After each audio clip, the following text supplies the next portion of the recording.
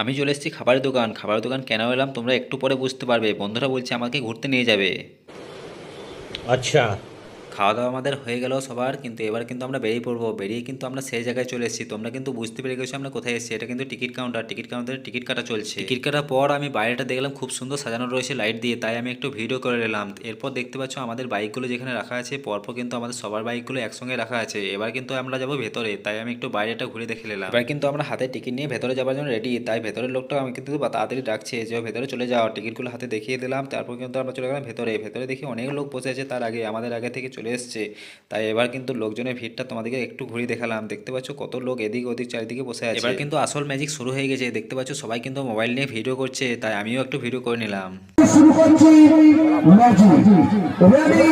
Magic আমাদের দেখা complete, তাই আমরা চলে এলাম গেটের বাইরে। গেটের বাইরে এসে দেখি প্রচণ্ড ঠান্ডা। ঠান্ডার জন্য আমরা কিন্তু আর দেরি করলাম না, সোজা চলে এলাম বাড়ি।